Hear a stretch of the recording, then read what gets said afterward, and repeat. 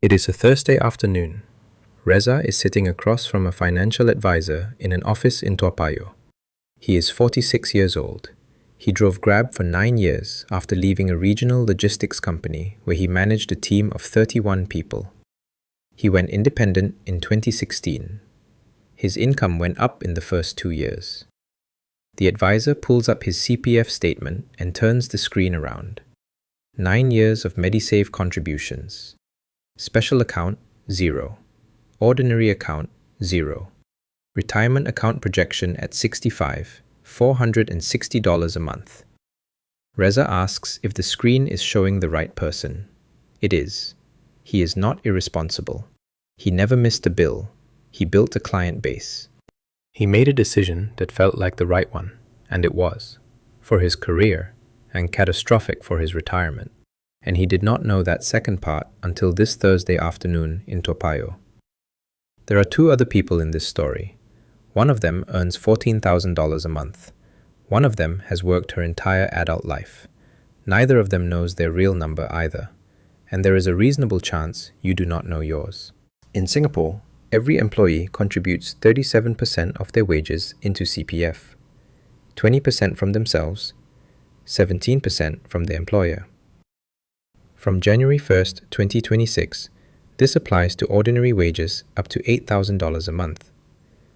An employee earning $6,000 a month receives $1,020 from their employer into CPF every single month, automatically, without thinking about it. A self-employed person receives 0 because there is no employer. The only mandatory CPF obligation for a self-employed person is MediSave. If net trade income exceeds $6,000 a year, you contribute to healthcare savings. That is it. Your special account, voluntary. Your ordinary account, voluntary. Your retirement account, whatever you put in yourself. In 2022, there were 257,300 own account workers in Singapore. Platform workers, Grab drivers, food delivery riders, digital freelancers, numbered 88,400 in 2025.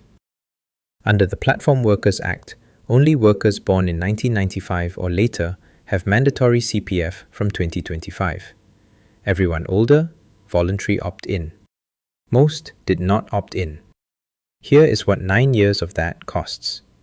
An employee at $6,000 a month accumulates $1,020 of employer CPF contributions every month.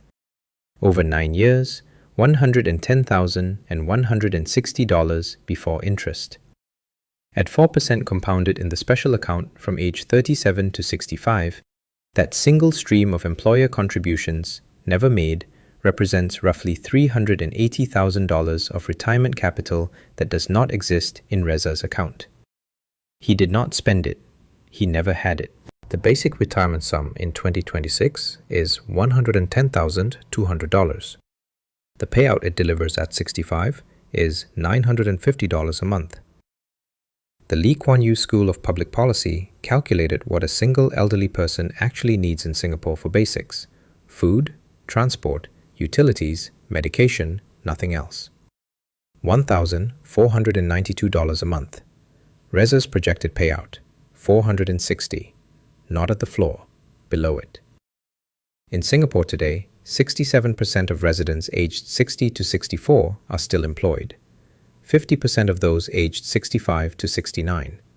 The hawker center cleaners you see at 6 in the morning who look like they are in their 70s, some of them are, and some of them are working because $460 a month is not enough to stop. Reza has 19 years before 65. That is the entire point. Any Singapore citizen or PR can make a voluntary cash top-up to their special account right now, or to their retirement account if over 55. $8,000 qualifies for $8,000 of personal income tax relief per year. At 4% compounded from 46 to 65, $8,000 today becomes $21,200 at retirement. Another $8,000 if you tops up a parent's account. The SRS is also open. $15,300 a year, every dollar reducing taxable income. At a 20% marginal rate, that is $3,060 of immediate tax saving before the money earns a cent. Invested into CSPX, the Irish-domiciled S&P 500 ETF that attracts 15% dividend withholding tax instead of the 30% charged on VOO from today. The date is the variable, not the amount. Wei Lin is 49 years old, regional director at a multinational. She earns $14,000 a month. Her husband earns $11,000. Condo in Thompson. Toyota Alphard. 2 daughters in an international school. Holidays twice a year. She has never opened an SRS account. She knows what it is. She has been meaning to. There has always been something else. The CPF salary ceiling in 2026 is $8,000 a month. Wei Lin earns $14,000. The $6,000 above the ceiling, zero CPF. Every month, $6,000 enters her hands as salary, with no mandatory retirement contribution attached. $72,000 a year, outside the CPF system entirely.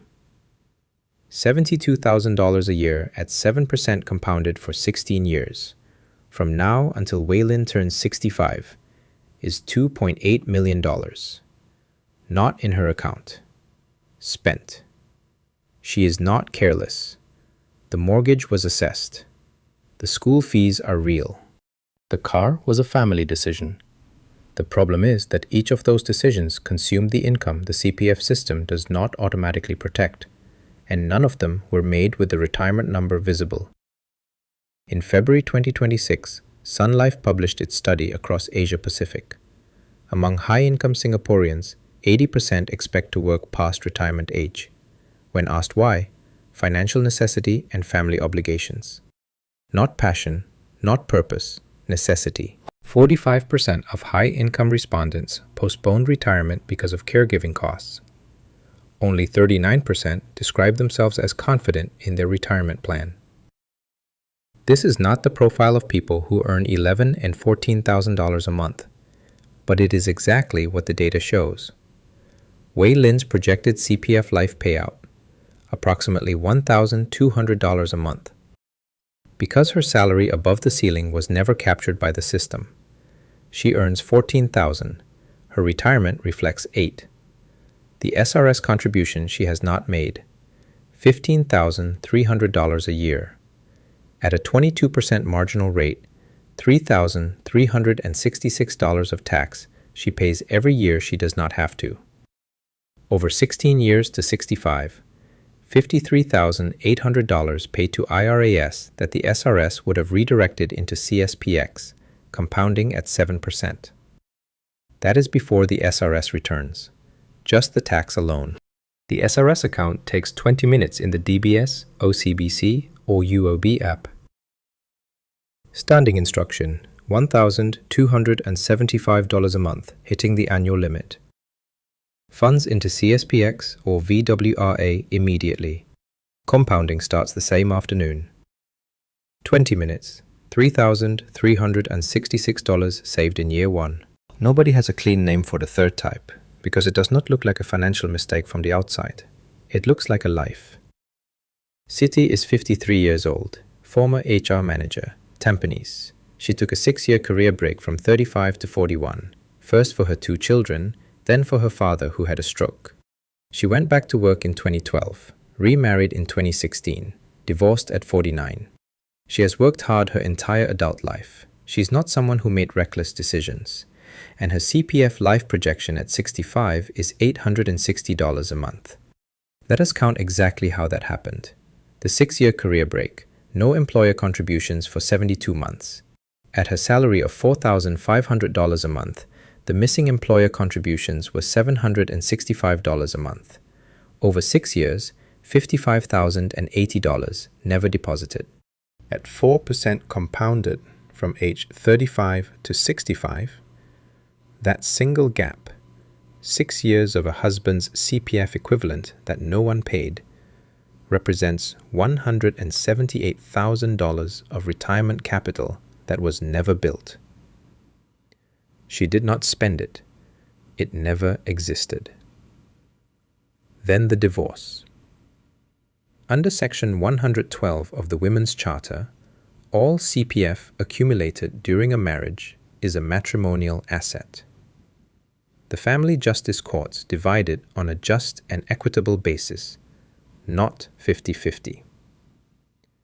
In Siti's case, the court weighed direct contributions. Her ex-husband had paid more of the mortgage from his OA, and indirect contributions. Her 6 years of caregiving, her homemaking, her career interruption that made his career possible. The court split both their CPF positions accordingly. And then the HDB flat was sold.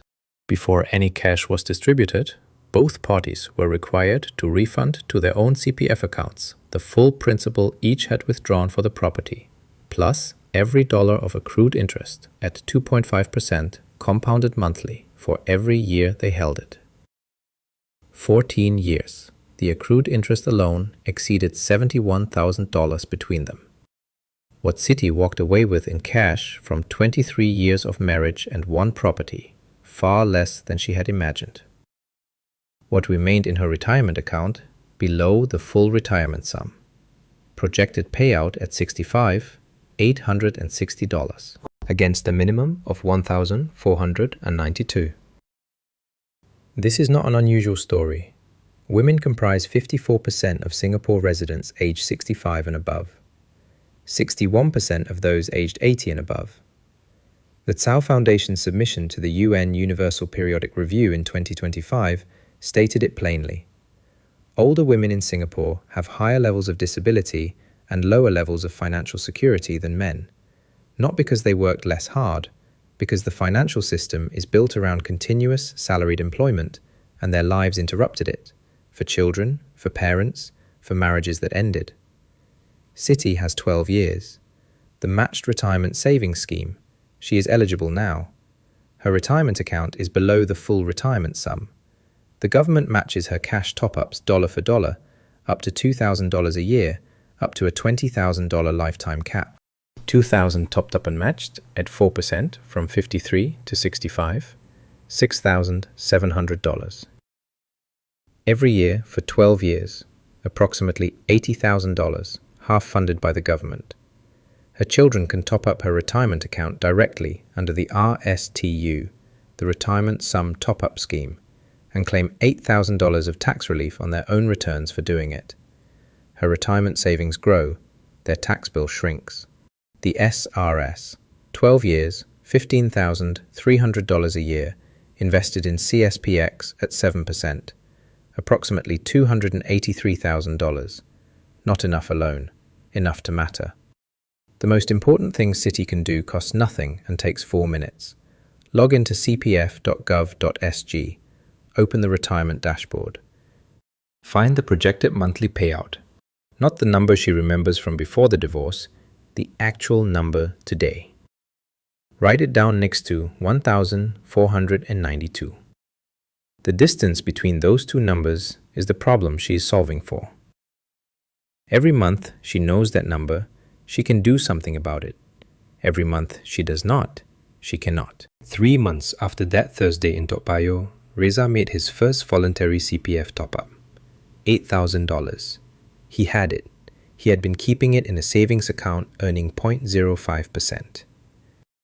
He did the SRS the same week, set a standing instruction for $600 a month, not the full limit, but the most he could manage while rebuilding his retirement from 9 years behind. He opened CSPX through a regular savings plan. He ran the projection again. The number moved. Not to where it needs to be, but it moved.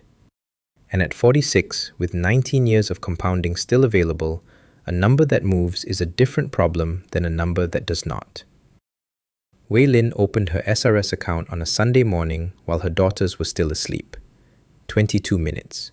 She set the standing instruction for $1,275 a month. She called it a standing instruction so she would not have to decide every month. She directed the funds into CSPX immediately. $3,366 of tax she will not pay this year. 16 years of compounding that begins now instead of next year. Siti called her eldest son. He is 27 and working. She explained the RSTU. He topped up $8,000 into her retirement account before the December deadline. His taxable income dropped by $8,000. Her RA balance rose by $8,000, now earning 4%. She applied for the matched retirement savings scheme the same week. The government added $2,000. In 1 month, without selling anything or moving house or changing jobs, Siti's retirement position changed by $18,000. She still has a gap, but it is a gap with a number, and a gap with a number is a plan. The retirement system in Singapore is built around one specific person.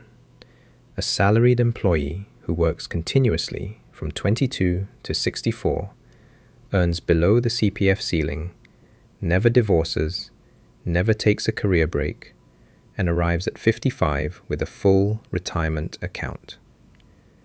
That person does not describe most of the people watching this. Reza stepped outside the system by choice. Wei Lin earns above it. Siti's life interrupted it. All three made decisions that were right for their circumstances and wrong for their CPF statement, and none of them knew the cost until they looked. The retirement that fails does not announce itself. It arrives quietly in the form of a number on a dashboard that nobody opened carefully until it was too late to change it by much. You still have time to open it. Log into cpf.gov.sg. Find the retirement dashboard. Write down the number next to 1,492. If the gap is 0, you have no problem. If it is not 0, that number is what you're solving for. And you cannot solve for a number you have never looked at.